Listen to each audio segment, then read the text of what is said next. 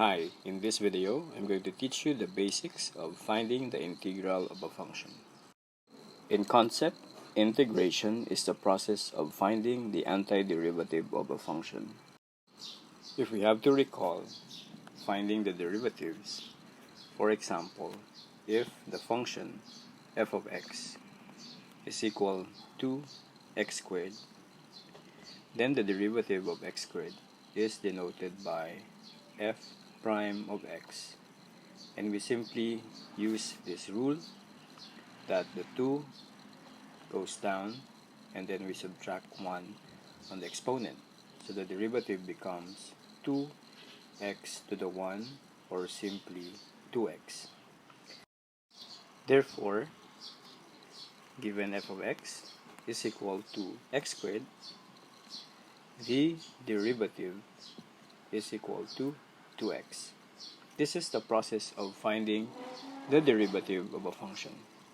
Now, for the integration, we will be doing the reverse. The reverse is, if we know that the derivative is 2x, we need to think of the f of x that creates this derivative. Of course, from our given example, a possible answer now is equal to x squared. But why did I say that it is a possible answer, or one of the possible answers? The reason behind is that there are other functions aside from x squared that will produce the derivative to x. For instance, another function, let's say g of x equals x squared plus 3, is an answer, because when you get the derivative of x squared plus 3, it is 2x plus 0, or 2x. Even h of x is equal to x squared minus 100. And as you can see, all those functions that follow the form x squared plus or minus a number, and we can generalize that as c, will have a derivative equal to 2x. Therefore, the antiderivative of 2x is equal to x squared plus c. It is the function in which when you get the derivative, it will give you 2x. Once we understand that the integration is the reverse of differentiation, or finding the derivative, we can now go to the rules on finding the integrals. For the rules, let us start with the most basic type of function, and that is if the function is in the form of x to the n.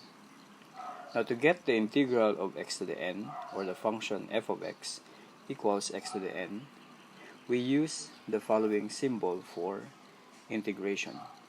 These two symbols will always go together. This S-like symbol is finding the integral, and this dx means the variable of the function is x.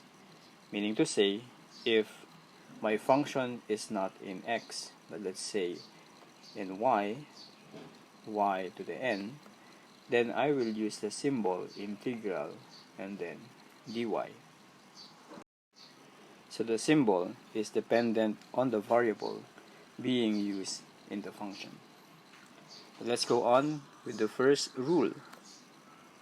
If f of x is equal to x to the n, so the integral of x to the n dx is simply x, and then focus on that n, you add 1 to the exponent, and then divide by the resulting exponent n plus 1.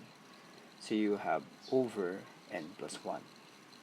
Now, as we can see, or as we saw in the explanation earlier, this is just one of the many possible answers for the antiderivative. Hence, after doing the process of adding 1 on the exponent and dividing by n plus 1, there must be a plus c in the answer. This is to accommodate all the possible forms of this function with a constant c. So as an example, suppose the function is x cubed. So if we want to get the integral of x cubed, so we use the symbol for the integral, so this is with respect to x, then the integral is, so the n becomes n plus 1, so there's plus 1 in the exponent, so that is x to the 4, and then whatever the result, whatever the exponent now, will be used as a divisor, so over 4, and then plus c.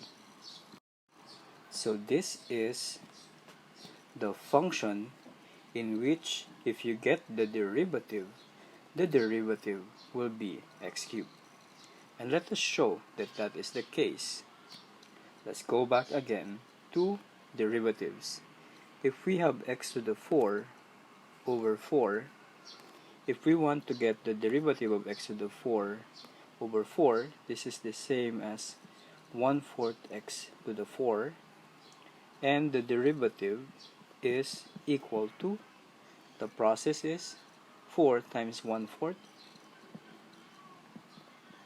and then x raised to 4 minus 1, which is 3.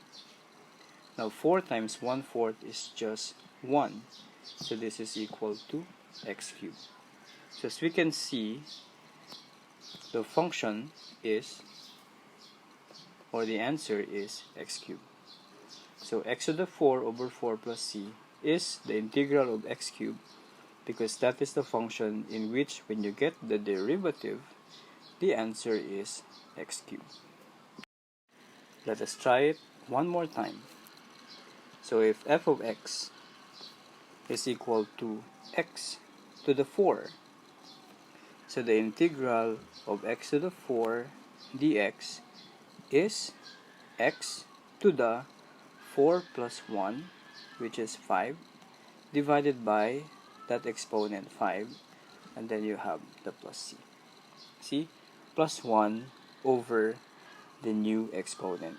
So x to the 5th or x to the 5 over 5 plus c. Our first rule is, so let's number that. Rule number 1, the integral of x to the n dx is simply x to the n plus 1 over n plus 1 plus c.